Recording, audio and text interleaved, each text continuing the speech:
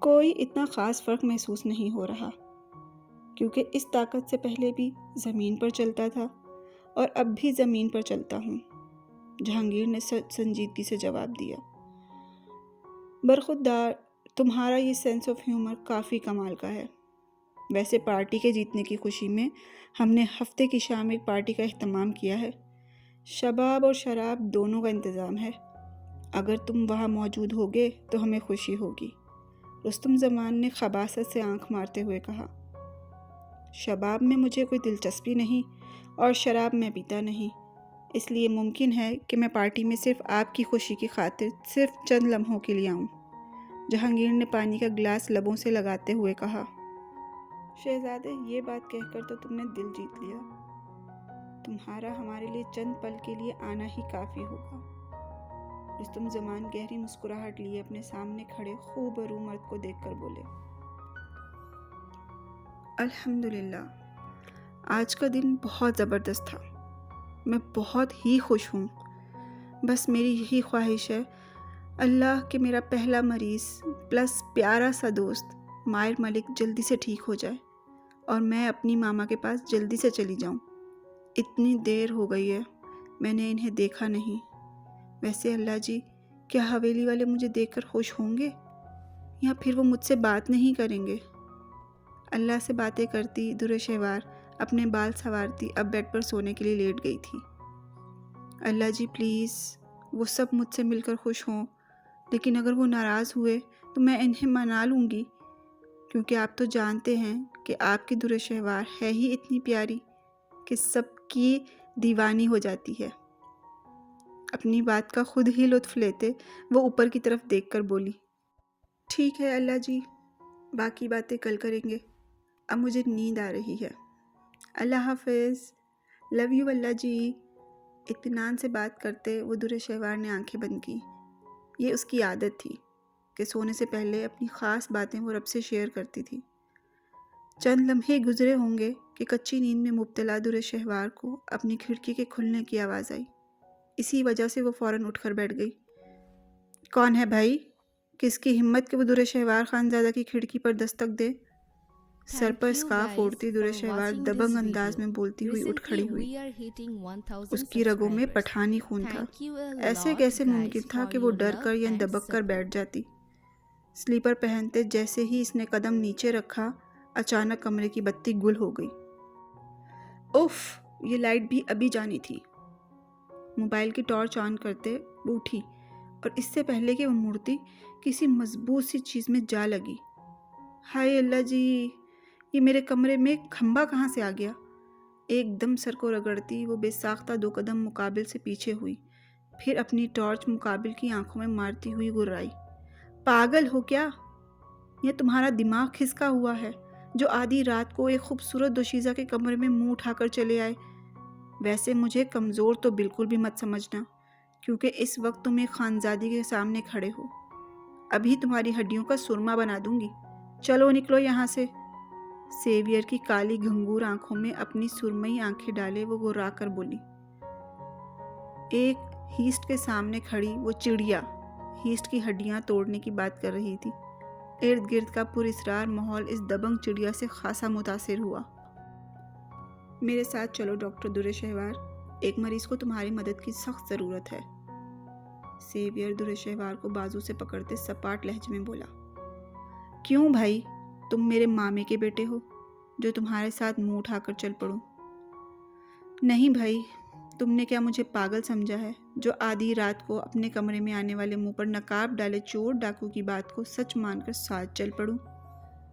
سنو بھائی، اگر تمہارے مریض کو میری ضرورت ہے تو وہ میرے پاس ہاسپٹل میں ڈیوٹی آورز کے درمیان آئے۔ پیاسا کنویں کے پاس آتا ہے، کبھی کنواں پیاسے کے پاس نہیں جاتا۔ خیر قصہ مختصر، ابھی میری ڈیوٹی آورز نہیں بلکہ سونے کا وقت ہے، اس لیے اب جاؤ کام کرو اپنا، ورنہ میں نے شور مچا کر بابا کو بلا لینا ہے، تو پھر دیکھنا وہ کیا کرتے ہیں۔ درِ شہوار سیویئر کی بات کو ہوا میں اڑاتے ہوئے بولی، جس کے ماتھے پر درِ شہوار کے انداز دیکھ کر سلوٹیں پڑ گئیں۔ سنو ڈاکٹر، منتیں تو میں نے کبھی کسی کی بھی نہیں کی، تو تمہاری منتیں کرنا تو دور کی بات ہے۔ آرام سے چلو، ورنہ 6 کی 6 گولیاں تمہارے اندر اتار دوں گا۔ عجیب لڑکی ہے، مجھ سے ڈر ہی نہیں رہی، درے شہوار کو گن دکھاتے سیویر غصے سے بولا۔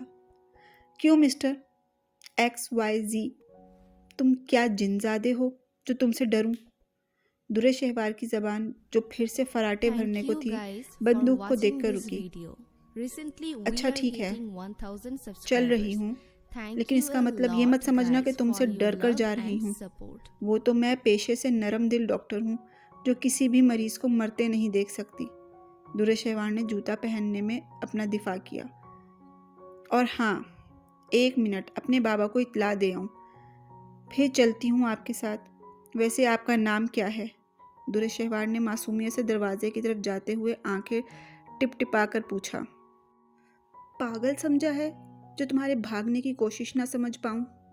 میں تمہیں بھگا کر شادی کے لیے نہیں لے کر جا رہا جو پہلے اپنے باپ سے رضامندی لوگی۔ ایک مریض کے علاج کے لیے لے کے جا رہا ہوں، کچھ دیر تک واپس چھوڑ جاؤں گا۔ اب اپنی زبان کو خاموش کروا لو ورنہ تمہارے لڑکی ہونے کا لحاظ بھی بھول جاؤں گا۔ سیویر سپاٹ لہجے میں سرخی مائل آنکھوں سے درے شہوار کو ڈراتے ہوئے بولا۔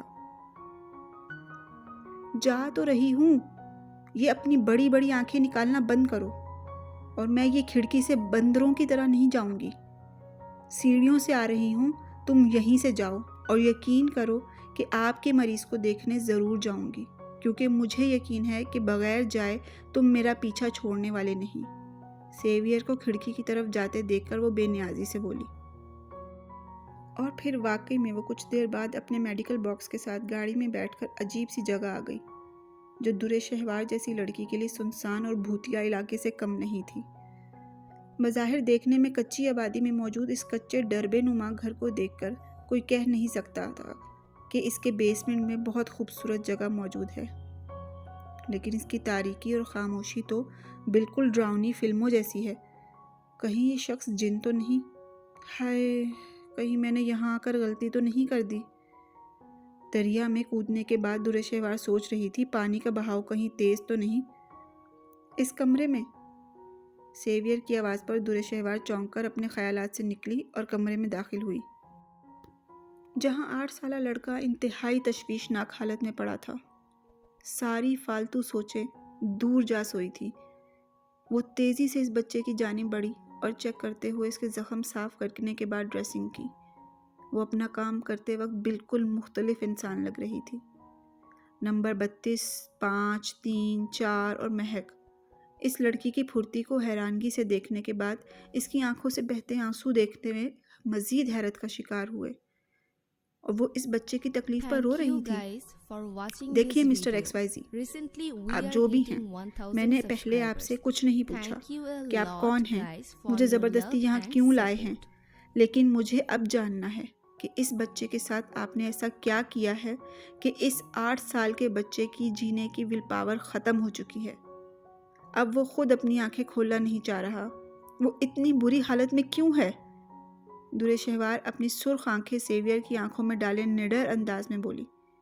مہک اور نمبر 4 تو اس کی ہمت پر حیران تھے۔ اگر پہلے پوچھتی تو تب بھی نہیں بتاتا، اور اب بھی نہیں بتاؤں گا۔ تمہارا کام دوا دینا تھا، وہ تم نے کر دیا ہے، اس لیے اب جاؤ یہاں سے۔ سیویر نے سنجیدگی سے جواب دیتے نمبر 4 کی جانب دیکھا۔ انہیں ان کے گھر چھوڑاؤ، اور ہاں، ان کی فیس ضرور ادا کرنا۔ سیویر کسی کا ادھار نہیں رکھتا، اور آپ۔ سیویر ایک بار پھر سے درے شہوار کی جانب متوجہ ہوا جو اس کے نام پر چونکی۔ جب جب ہمیں ایک ڈاکٹر کی ضرورت پڑے گی تمہیں آنا ہوگا، ورنہ جان لینا تمہارا باپ ڈاکٹر اندام اس دنیا سے اٹھانے میں مجھے دیر نہیں لگے گی۔ درے شہوار کے ماتھے پر بندوق ہلکے ہلکے بجاتے سیویر دھمکی دینا نہیں بھولا۔ وردہ آپو، ورقا آپو، آپ دونوں کو چھوٹے مورے نیچے بلا رہے ہیں۔ ابیرہ پپھو ورقا باجی کی انگوٹھی کا ناپ لینے آئی ہیں، درے خانی نے کمرے میں اطلاع پہنچائی تھی۔ اوئے ہوئے بنو، ساسو ماں آئی ہیں تمہاری، وردہ شرارتی نظروں سے ورقا کی جانب دیکھ کر بولی۔ وردہ مت کرو ایسا، درے خانی تم چلو ہم آتے ہیں۔ ورقا کے لال ٹماٹر چہرے کو دیکھ کر وردہ کے ساتھ ساتھ درے خانی اور زری نے بھی کہکا لگایا۔ آپو، آپ تو بالکل سرخ گلاب ہو گئی ہیں۔ زری کھلکھلائی۔ نہیں زری یار، یہ تو سیال بھائی کے خیال کا کمال ہے کہ یہ ٹماٹر ہو رہی ہیں۔ درے خانی نے بھی حصہ ڈالا، جس پر ایک بار پھر حویلی کی در و دیوار میں ان شہزادیوں کی ہلکی پھلکی کھلکھلاہٹ گونجی۔ کیا ہو رہا ہے یہاں؟